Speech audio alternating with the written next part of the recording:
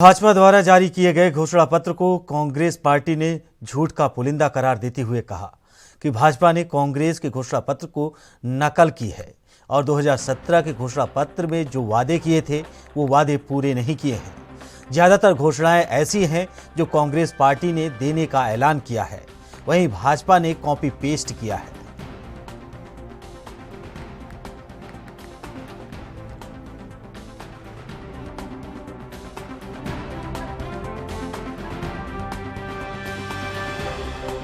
घोषणा पत्र नड्डा जी जारी कर रहे थे, तो मुझे लगा कि अब जरूर आप लोगों के माध्यम से हिमाचल की जनता को इसका जवाब देना चाहिए।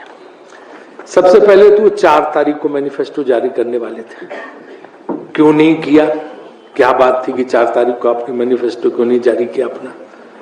उनको किसी ने बताया कि 5 तारीख को कांग्रेस का मैनिफेस्टो आ रहा, वो देख लो, फिर उसी की नकल उतार दो। इसलिए फिर वो उन्होंने एक दिन बाद का रख लिया। इसके बाद उन्होंने नकल उसकी उतारी, कॉपी की है और उसी में से पॉइंट उठा के वो डालते गए।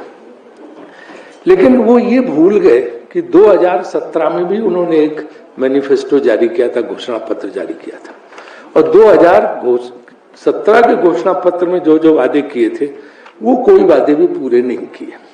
उन्हीं में से कई पॉइंट फिर से इसमें डाल दिए। तो 2017 के अपने घोषणा पत्र की नकल कर दी, कांग्रेस के घोषणा पत्र की नकल कर दी और हो गया उनका घोषणा पत्र। इसीलिए शायद उनका घोषणा पत्र इतना बड़ा सा रह गया।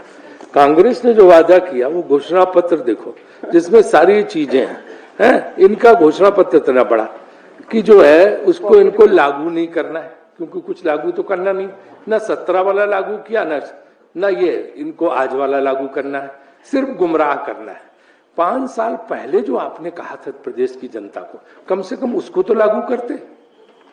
उसमें भी देखो लिखा हुआ है, पॉइंट नंबर बताओ कि कितने नंबर है कि सारे सड़कों को गांव तक जोड़ेंगे। कुछ नहीं जोड़ा, इसमें भी फिर वही लिख दिया कि उनको जोड़ेंगे गांव से। और तो और सबसे बड़ी बात है कि ओपीएस लागू करने की कोई घोषणा नहीं हुई। सरकारी कर्मचारियों के लिए कोई रियायत की सहायता की कोई बात नहीं हुई। ओपीएस जो सबसे बड़ा पॉइंट है यहाँ पे, ओल्ड पेंशन स्कीम, उसका जिक्र तक उन लोगों ने नहीं किया है। और ऐसे तमाम विषय हैं, जैसे उनके 2017 के मैनिफेस्टो को उठाइए, उसमें लिखा है स्टार्टअप फंड बनाने का। कोई स्टार्टअप फंड उन्होंने नहीं बनाया उसमें। और इसमें भी कांग्रेस का देखा स्टार्टअप फंड वाला 680 करोड़ का, तो बोले जी मैं भी बनाता हूं स्टार्टअप फंड। तुमने 5 साल क्यों नहीं बनाया स्टार्टअप फंड?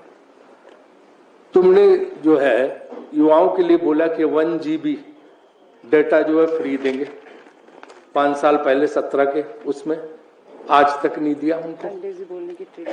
अंग्रेजी बोलने के ट्रेनिंग स्कूल खोलेंगे 50,000 युवाओं को, वो सब कुछ नहीं किया। 2017 के ही जो घोषणा पत्र से एक भी चीज आपने पूरी नहीं की है, उसका भी विस्तार से आपको बताएंगे। और जो है जितनी संभव हो सकती थी आपने उसमें वो बातें डालने की कोशिश की जिनको आपने पिछले 5 साल लागू ही नहीं किया। अगर चाहते हो तो आप लागू कर सकते थे।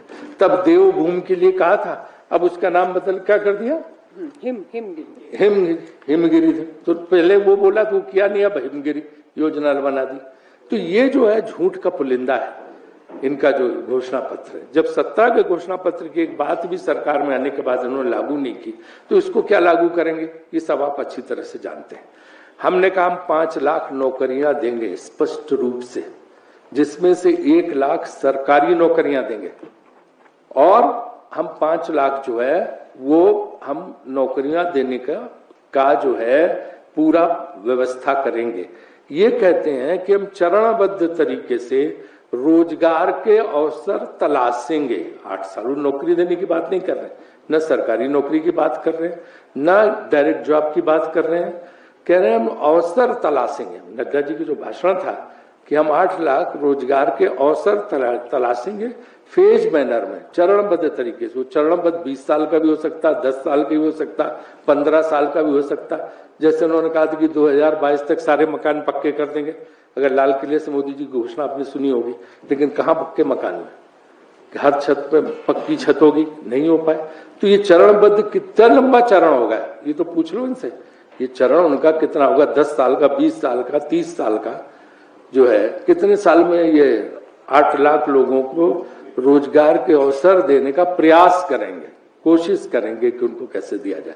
तो ये भी एकदम जुमला है, ये इनको लागू करना नहीं है। सबसे पहले तो मैं यही कहना चाहूंगा कि ओपीएस, हमारी मांग थी कि ओपीएस को ये लागू करें, और उन्होंने अपने घोषणा पत्र में ओपीएस पे कुछ नहीं बोला, ओपीएस को लागू नहीं कर रहे, जो कि जो है बहुत गलत बात है। हमारे ओल्ड पेंशन स्कीम को हमारे राजस्थान की सरकार ने, हमारी छत्तीसगढ़ की सरकार ने लागू कर दिया है, और हमने करके दिखाया है, क्योंकि कांग्रेस जो कहती है उसे करती है।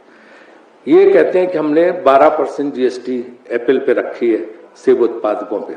हम कहते हैं जीएसटी खत्म करो उन पे, क्यों रखे हो? वो तो हमने पहले कह दिया कि राज्य सरकार का जो कंपोनेंट है वो तो हमारी सरकार आते ही हम उसको खत्म कर देंगे। लेकिन हम कहते हैं जीएसटी में जो कृषि उत्पादक हैं, जो सेब उगाने वाले, उनको जीएसटी रखी क्यों? आप उस जीएसटी को खत्म करिए। आप क्यों नहीं खत्म कर रहे? जीएसटी का सरलीकरण करिए ताकि लोगों को उसका लाभ मिल सके।